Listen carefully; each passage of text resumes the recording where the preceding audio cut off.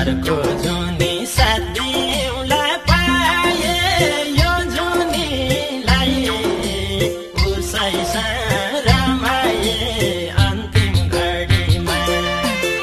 भेट्न आऊ मायालु अन्तिम घडीमा